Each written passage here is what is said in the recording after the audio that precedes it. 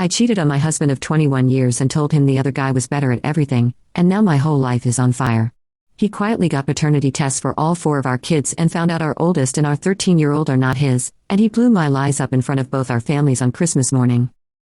The night this all started, we were in our kitchen in our boring suburb and arguing about money and house stuff, and I snapped and told him that the guy I cheated with was better than him in every way: money, status, in the bedroom, all of it, word for word, just to hurt him. He froze, walked past me, picked up his phone and sat at the dining table, and I saw the search on the screen when I walked behind him: private paternity testing near me. He did not shout, he did not throw anything, he just said, "You need to leave me alone now," in this flat voice, and went to sleep in the guest room, and I honestly thought he would cool off, that I could spin it into just words said in anger, not a real confession. I kind of knew there was a chance our oldest might not be his because I had slept with his friend during that time, but it was so long ago and life moved on, and with our 13-year-old I really believed she was his because the one-time fling that might be the other option used protection, and I did not even know that guy's name.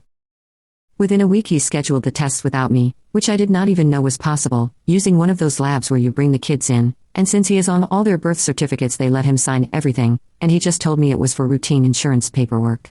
I did not fight it because I thought even if the oldest was not his, science would probably be fuzzy or something, and the 13-year-old would prove me right and he would calm down. He took each kid one at a time so no one got suspicious, and he kept looking right through me when he walked in and out with them, and that hurt more than if he had screamed. I was the one cooking, cleaning, doing daily stuff like normal, trying to act like things were fine, and he was moving around me like I was furniture. When the results came, he left the envelope on the kitchen table with my name on it and sat across from me with his keys in his hand, still in his work jacket. I opened it, saw the words excluded as biological father next to our oldest and our 13-year-old, and my stomach flipped, and I said, "This does not mean what you think."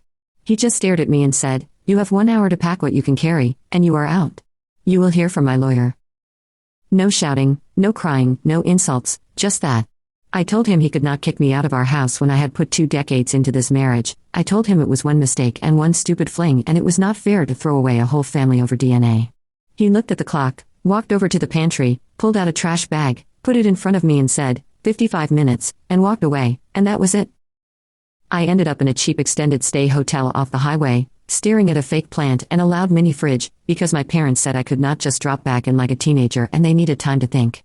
I started telling people he had thrown me out in some sudden midlife crisis, that he was being cold and controlling, that he had gone silent and was refusing to talk or go to counseling.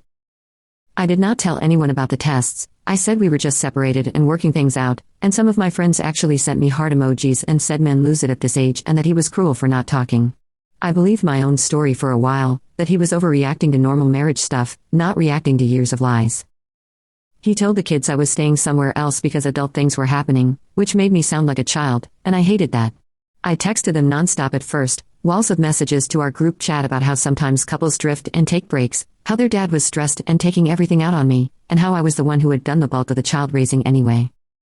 Our oldest sent one short text, "What did you do?" and when I tried to call, she declined the call and did not pick up again that week. Our 13-year-old sent a crying emoji and "I just want you home," and I clung to that, telling myself it meant I was still needed, that he could not turn them all against me. Papers showed up at my hotel 2 weeks later, a process server knocking on my flimsy door while I was in pajama pants, serving me with divorce on grounds of adultery, plus a motion for temporary sole custody and exclusive possession of the house. He had listed both a long-term affair with his friend and the unknown individual that probably fathered our 13-year-old, and seeing it written out like that made it look criminal. I did not know our county judges could care that much about cheating. This is New Jersey, not some tiny town, but when I talked to the free consult lawyer, he literally said, "Our judges do not like infidelity, especially with kids involved. You need to understand you are in a bad spot." I kept saying, "But I am their mother, the court is not going to just take my kids," and he just looked at me and said, "Your actions have consequences," like he was my dad, then quoted some case law I did not understand.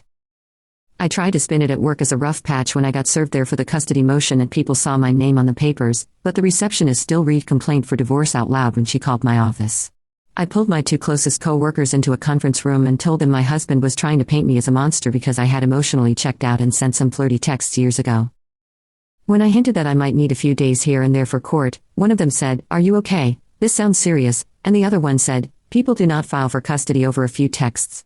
I started crying at my desk after that, and HR gave me a warning about maintaining professionalism in the office, like I was making a scene on purpose. My parents invited me over for dinner the next Sunday, and I thought it meant they were taking my side, but they had the printed divorce papers on the kitchen table, highlighted. My dad asked me, straight out, "Did you cheat more than once?" And when I tried to pivot, my mom cut in and said, "We know about his friend. He called your husband's father in tears. What else is there?" I admitted the one-night stand when I was pregnant with our 13-year-old and said it was with a guy I met at a work event, that he used protection, that I never even got his last name. My dad pushed his glasses up, looked at me like I was a stranger, and said, "We love you, but we are not going to lie for you. We are not going to enable this. Your actions have consequences." My mom started crying about the grandchildren, and then my dad said I could stay 1 week, not longer, because they were not going to get sucked into my drama again. I told my side of the story to my siblings in our group chat, trying to get at least one person to say I did not deserve to lose everything over some mistakes. Instead, my younger sister sent, "You lied for years to all of us. How are we supposed to trust anything you say now?" And my brother sent, "You blew up 2 families, do not ask us to fix this," and left the chat. When I showed up at my sister's place with a suitcase, she took me in only because my parents had asked, but she told me point blank while I was making the sofa bed, "I am not your emotional punching bag. I am not lending you money. I am not calling your husband to fight your battles, your choices, your consequences."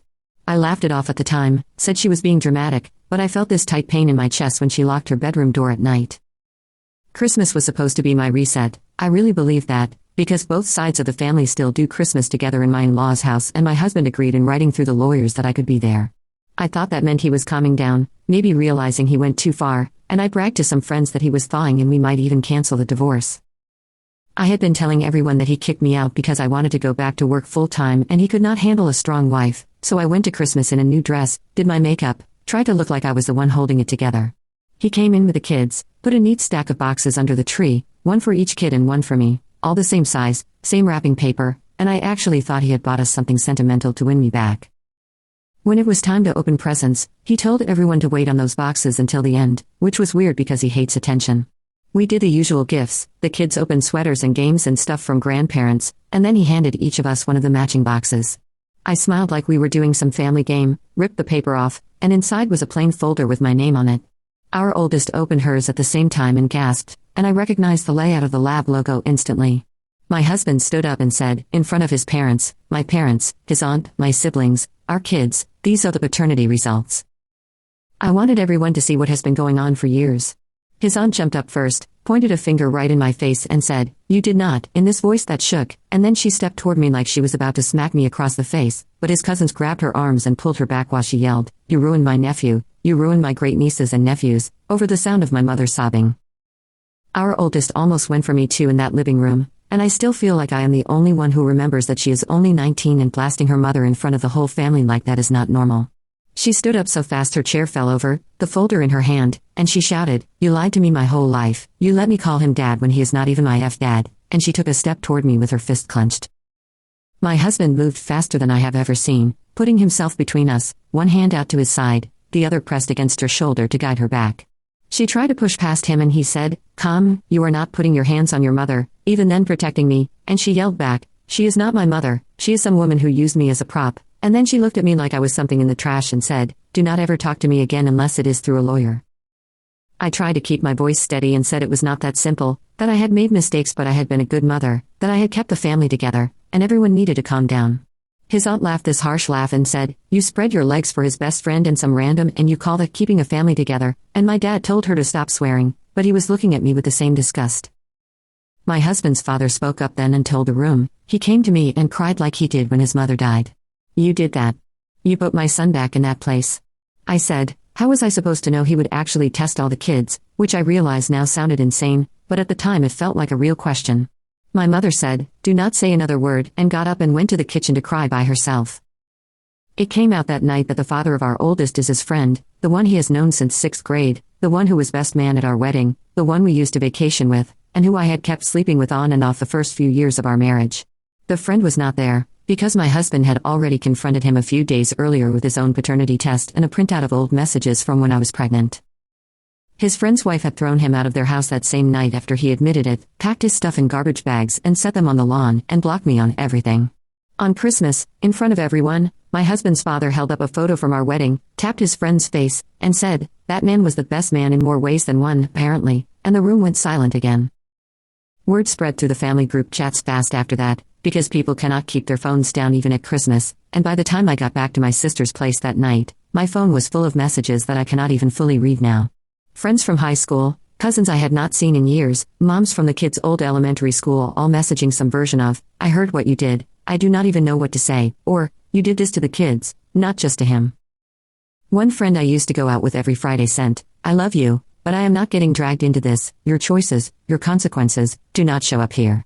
My sister put my suitcase by the door and told me, "You can stay until the end of the week like we agreed with Mom and Dad, then you need to figure out your own place. I have kids to protect and I do not want this in my home."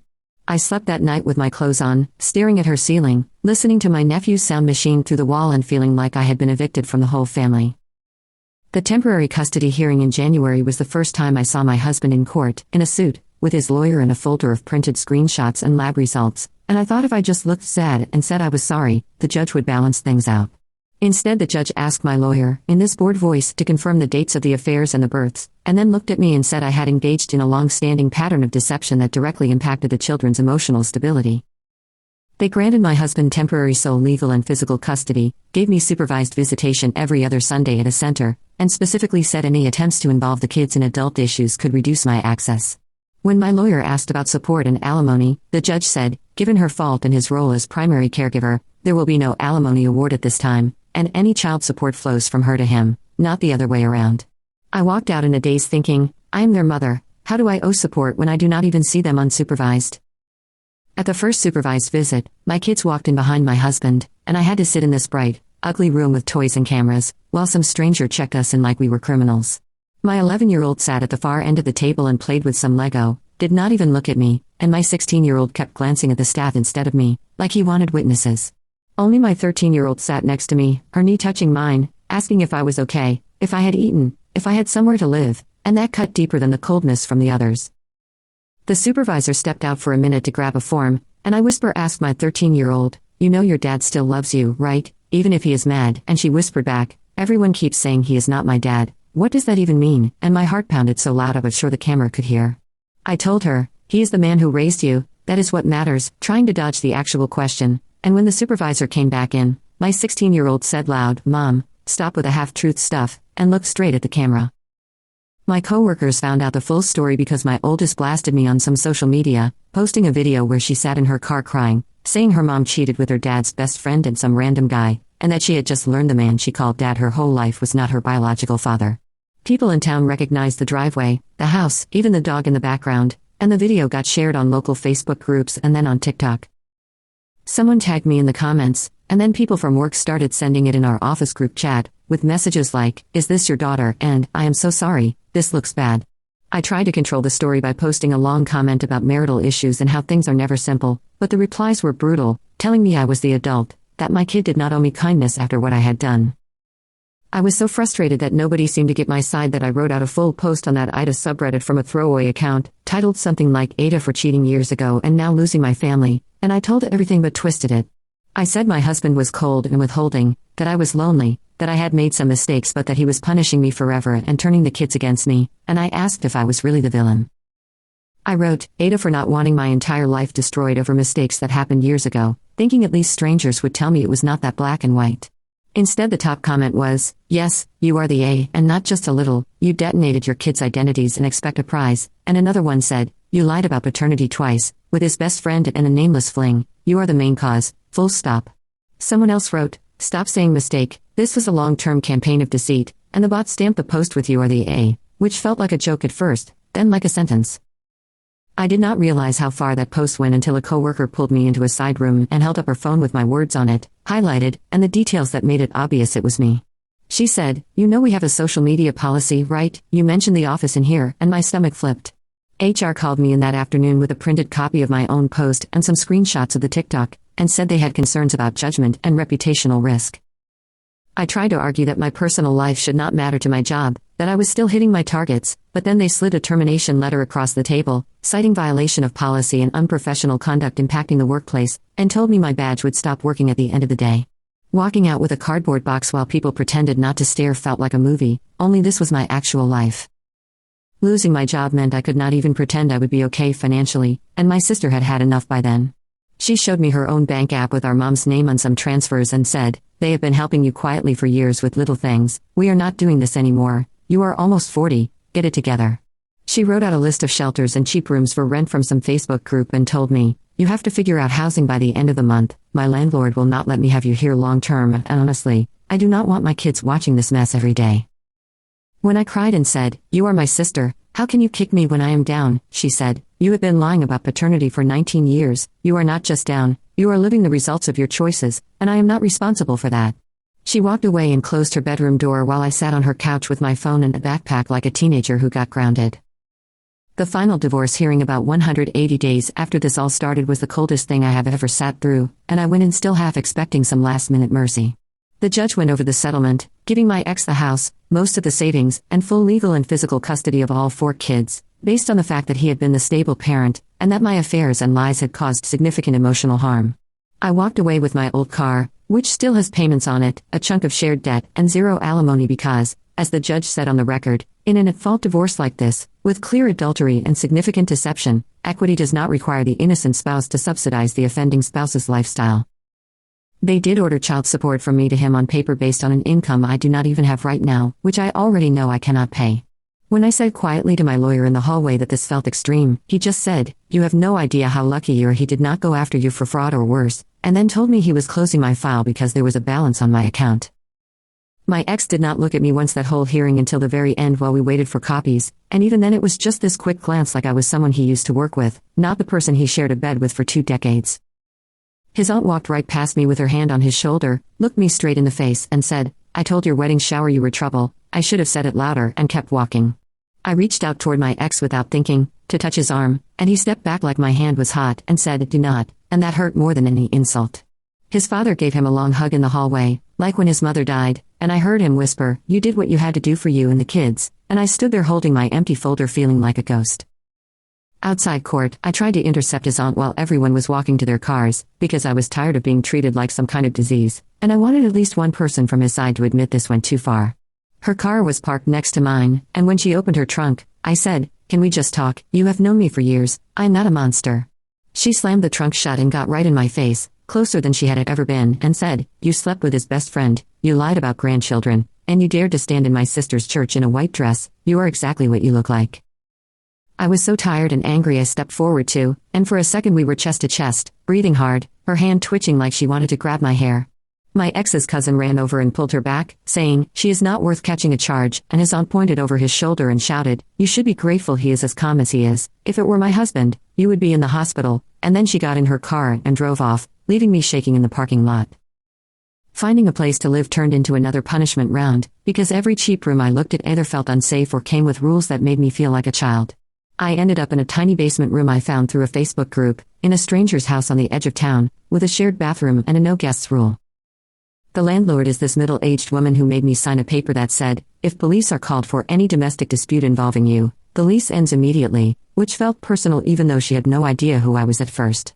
After a week, she pulled me aside and said, I saw your daughter's video and your Reddit post, someone sent them to me when I asked about you, I will let you stay, but do not bring that here, I am not enabling your mess, using that word again, enabling, like I am some addict. I nodded and said, I just need a chance to get back on my feet, and she said, then stop stepping on people. I tried to see my kids outside the supervised visits by texting them directly, because the center feels like a jail for families, and I kept telling myself no judge would actually punish a mother for wanting to talk to her kids.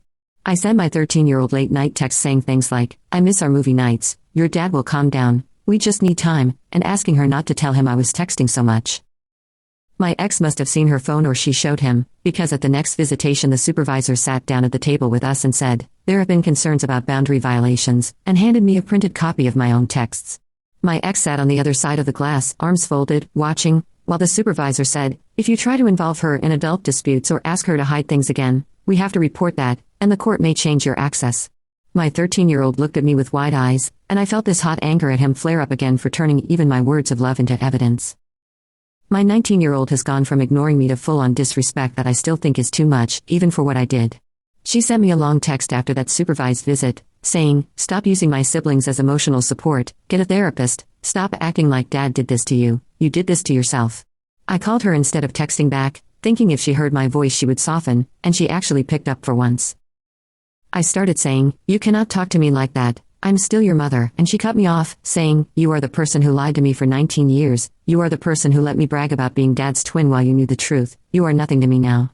I said, watch your tone, and she said, or what, you going to lie to a judge about me too, and then, in this low voice, if you ever show up at my campus or my job, I swear I will make a scene you will never forget, and hung up. I sat on my bed with the phone in my hand, staring at the cracked ceiling, thinking, what was I supposed to do, tell him the truth when I was pregnant? My ex's side of the family cut me off in a more formal way after that, which I did not even know family could do. His father sent me a certified letter, like from a lawyer, saying I was no longer welcome at their home, at family events, at the cemetery where his mother is buried unless I go on days that are not important dates, and that if I showed up uninvited they would consider it harassment. Attached was a note in his handwriting that said, we will always make sure the children are okay, but we will not be in contact with you, your lies have ended that, do not ask us to enable you anymore. Even his aunt, who used to send me funny memes, blocked me, and I only know what they are doing because my 16-year-old posted pictures from a barbecue at their house and I zoomed in to see my ex laughing with his cousins, looking lighter than I have seen him in years.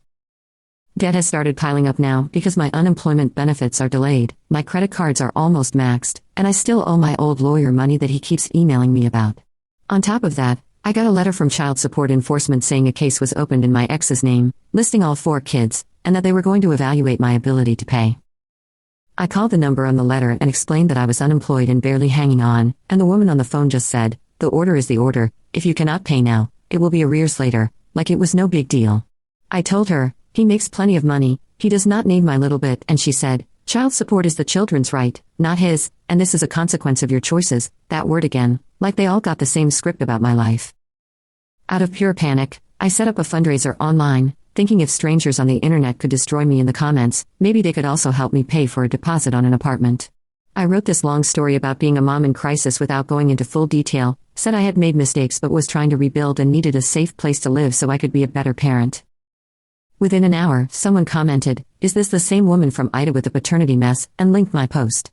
Another person posted my oldest TikTok in the comments and wrote, you are leaving out a lot here, and people started calling me a scammer and reporting the fundraiser. The site took it down overnight for policy concerns, refunded the 2 donations I had gotten, and sent me an email reminding me that misleading fundraisers can be reported to law enforcement, which felt like a threat even if it was just boilerplate. My own parents have started drawing legal lines too, like they are bracing for some future drama I cannot even see yet. They called me to their house, sat me down at the same table where they confronted me months ago, and slid over some notarized papers. They told me they had met with a lawyer and changed their will so that everything will go into a trust for the grandchildren, with my brother as trustee, so I cannot touch it directly.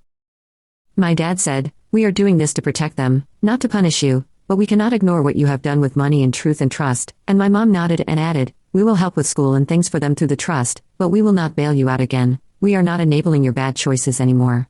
I said, so I am cut out, and he laughed. He actually laughed. And then my dad said, you are alive, you can make your own money, this is about them, and that was that. At my last supervised visit, my 11-year-old sat there drawing instead of talking, like he usually does, and I tried to make small talk about school and his games. Halfway through the hour, I asked, what are you drawing, trying to find any way back in, and he held the paper up without looking at me. It was a picture of a house with 4 stick figures in front, labeled with their initials, my ex and all 4 kids, and there was no 5th figure for me. I felt this hot stab of something between pain and rage, and I heard myself say, so I am just invisible now, and my voice must have sounded sharp because he flinched and put the paper down. The supervisor wrote something on her clipboard, and I heard the pen drag on the paper, and then she said, remember, this time is for connection, not pressure, like I was scolding him, which I was not really, I was just tired of being erased. Last week I got a thick envelope from the county with a hearing date for child support enforcement, listing possible remedies like wage garnishment, liens, even license suspension if I do not pay. I do not even have a job right now, so there are no wages to garnish, but I do have a car and a driver's license, and if they take that, I have no idea how I am supposed to get to interviews or visits. I keep thinking my ex could call them and say, it is fine, I do not need her money, and they would back off, but everyone keeps telling me it does not work like that. Every time I hear the mail slide through the slot in the basement door, my stomach knots up, because it feels like there's always another consequence coming that I did not even know was an option. Yesterday, out of nowhere, I got a text from an unknown number with a local area code, saying, we need to talk about 13, call me, and my first thought was that something had happened to her. When I called, it was some older man who said he was the uncle of a guy I had slept with once at a work event years ago, the one I always told myself was safe because he used protection. Apparently his nephew had told him some story back then, and now with all the drama online, the uncle started putting pieces together and wanted to know if his nephew might be my 13-year-old's father. He said, if she is blood, our family has rights too, and mentioned lawyers and establishing paternity, and I hung up on him because my head started spinning. I do not even know if he is legit, but the idea of yet another man walking into this mess now makes me feel sick.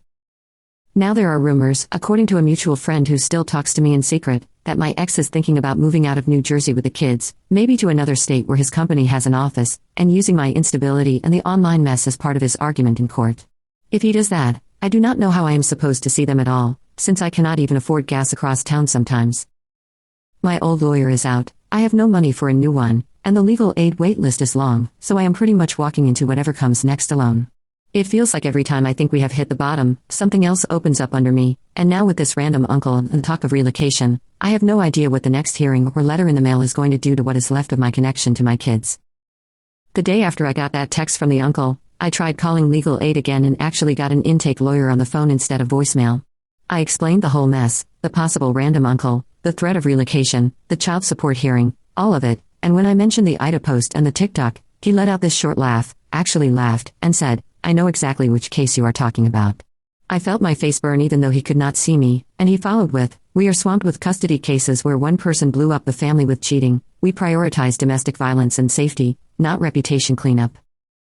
I said, so I am just supposed to walk into court alone while everyone uses the internet against me, and he said, you created part of that paper trail yourself, that Ida post is a gift to any lawyer on the other side, and then ended with, your actions have consequences, like everyone else, and told me I might get a call back in a few months. A week later I got a knock on my basement door from a social worker from the state, holding a clipboard and a tablet, and my first thought was that my ex had finally gone too far and called CPS on me. She sat in the cramped little room and explained that they had received multiple third-party reports about possible emotional harm to the kids based on the viral video and my own post. I thought she was here to check on him, but she kept turning the questions back to me, asking if I had tried to contact the kids outside of visitation, if I had pressured them, if I had talked to them about the paternity online. When I said, shouldn't you be talking to their father too, she said, we already did, his household appears stable, this visit is about making sure you understand boundaries, and then she took notes while I insisted I was the one being frozen out. At the end she said, if the court finds that your behavior online is impacting the children, they can limit your contact further, you need to think very carefully before posting anything else. My ex's church, the one we used to attend as a family, did a whole sermon on truth in families the next Sunday, which I only know about because someone from town sent me a link to the live stream with a timestamp. I watched on my phone in my basement room, seeing my ex sitting in our old pew with the kids, while the pastor talked about betrayal and hidden children and how the sins of one person can shake an entire house. People in the comments were dropping those praying hands emojis and little vague references, like they all knew exactly what he was talking about. I got angry and drove over there without thinking, walked up the steps in the middle of the last song and tried to slip inside, but one of the ushers put a hand up and said, the pastor has asked that you not attend here until things are resolved. I said, this is my church too, and from inside I heard a woman near the door laugh under her breath, actually laughed, and say, you had 20 years to treat it like one, and the usher gently closed the door in my face while they finished singing. Some true crime-style TikTok account picked up our situation after that, which I did not see coming at all.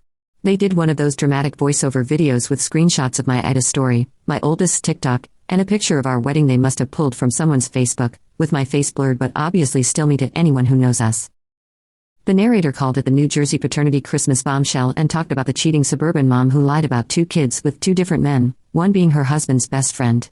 The comments were full of people calling me a monster, suggesting the husband sue me for everything, and one person even saying, women like this should lose parental rights, full stop. Someone tagged my ex's company in the comments, and I realized it was just a matter of time before it got back to his HR, which could blow back on him and somehow still get blamed on me. My landlord pulled me into her kitchen one night with her phone in her hand, showing me that same TikTok and the comments and a local Facebook thread where people had figured out her address from the background of a photo I posted of my room weeks ago.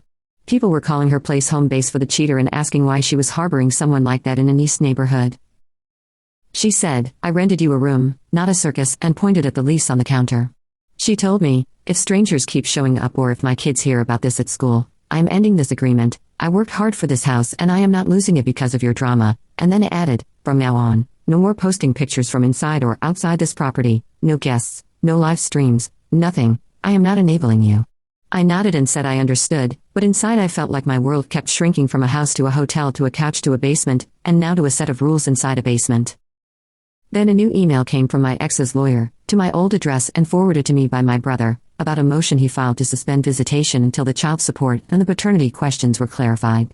In the attached declaration, he pointed to the uncle's call, the online fundraiser, my attempts to bypass the supervised system, and framed it all as erratic behavior that confuses the children and undermines their stability. He also mentioned that there was now credible information that a third man might be the biological father of my 13-year-old and asked the court to order a new round of testing to protect the child's right to know her parentage. Reading that, I realized he was not just angry, he was building some kind of airtight case where every move I made became another point against me. My brother, who had forwarded the email, added his own line at the top, "I am not getting in the middle of this, just passing it on, please stop putting my address on legal stuff." In a moment of stupid nostalgia, I reached out to the former best friend, the father of my oldest, by email, since his wife had blocked me and he had changed numbers. I wrote that we needed to talk like adults, that both our lives were in pieces, and that we had to at least coordinate for the sake of our oldest. He replied with 3 sentences, "Do not contact me again. My wife left, my kids will not speak to me, and my lawyer says you are a legal and financial landmine. You lit the fuse on this, live with it." Later that week, my sister told me his ex had filed for full custody and was using my Ida post and the TikTok as evidence that he and I had lied about paternity and exposed their kids to chaos. Apparently his teenage son had punched a hole in the wall after finding out and was now in therapy, and his therapist had told his mom, "This all stems from the adult's pattern of secrecy," which of course loops back to me. As if that was not messy enough, a packet showed up from the court in another county, this time with a former best friend's name on it, filing a petition to establish paternity and visitation with our 19-year-old. He wants a DNA test to confirm what everyone already knows and is asking the court to let him be legally recognized as her father with appropriate parenting time. My ex opposed it in his own filing, saying it would further destabilize her and that he did not want to force her into a relationship she clearly did not want, since she has barely said his name out loud since all this broke. On paper, I am listed as a party to the case, but I have no lawyer and no idea what position I am even supposed to take, because no matter who wins, I look worse. If the court lets the best friend in, I am the liar who hid him, and if they block him, I know he will blame me for that too. My parents called another family meeting, like we are all still under one roof, and sat me down with my siblings. They said my ex had reached out to them about signing some kind of standby guardianship agreement in case something happened to him while this mess is still going on. He wants them, not me, not anyone connected to me, as the backup caretakers for the kids if he is unable to parent for any reason. My dad asked if I was going to oppose that in court, and I said, "Of course I am. I am their mother," and my mom shook her head and said, "You are their biological link, but right now you are not their stability." My sister added, "No one is trying to erase you, but you need to understand why people do not trust you with big responsibilities anymore," and my brother said, "If something happened tomorrow, do you really think you could take 4 kids into that basement room?" And they just waited for me to answer. Job hunting has turned into its own nightmare, because every interview that gets past the first phone screen ends the same way. I had one promising one at a small local office where the manager seemed nice, and we talked for almost an hour about my experience, my skills, all of that. At the end, she said they would run a basic background check and check my references, and 2 days later the recruiter called to say they were going in a different direction.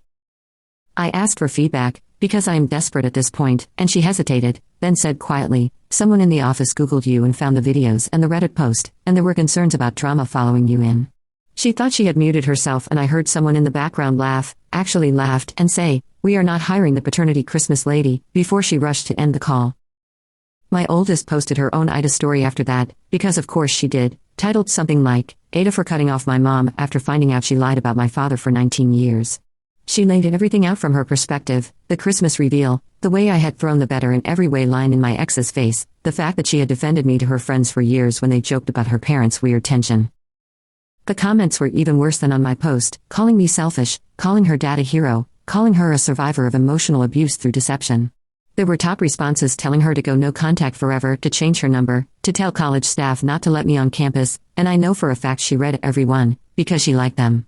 One person wrote, "Your mom is 100% the A, your dad deserves peace," and she replied, "He finally has it," which hit me harder than anything my ex has said. One night I drove past our old house without really planning to, just out of habit, and parked across the street for a few minutes to look at the lights in the windows. I thought maybe I would see a kid's shadow or the dog at the door and feel something like hope. Instead, a neighbor came out with his phone pointed at my car and shouted across the street, "You need to leave. He told us to call the cops if you start sitting out here." I rolled down the window and said, "I am not stalking anyone, this is my house too," and he shook his head and said, "Not anymore, and it never was for those kids like he said." A patrol car rolled down the block a few minutes later, slow, and the officer walked up and took my license, then told me I was not breaking any law yet but that if my ex filed for a restraining order, this kind of thing would be used as proof. He handed my license back and said, "Do yourself a favor, drive away and do not come back," and I did. The next certified letter that showed up was from the state again, this time from some fraud unit I had never heard of. They wanted documentation about tax returns from certain years, health insurance forms, and school paperwork where my ex had been listed as the father of all 4 kids. The letter mentioned that misrepresentation of parentage on official documents can have civil and criminal implications and that they were conducting a preliminary review. I sat on my bed with that letter in my lap, thinking about every time I signed his name, every time I filled out father without even hesitating, because that was just the story I had built and lived in. My first instinct was to call my ex and tell him he needed to fix this because I had not meant to do anything illegal, but my phone screen was full of old unanswered texts and that new unread number from the weird uncle. Now I am sitting here in this basement room, with a fraud letter on the dresser, the child support hearing notice on the nightstand, the paternity petition for my 19-year-old under my pillow, and my phone buzzing every few hours with some new notification about a comment or a share that I try not to open. My ex is supposedly getting ready for another hearing about relocation and about my visits, the uncle might push for his own test, the best friend is trying to push his way into legal fatherhood, and the state is sniffing around our paperwork. Every time the mail slides through the door or my phone lights up with an unknown number, my heart jumps, because it feels like there is always one more consequence waiting in some file I did not even know existed.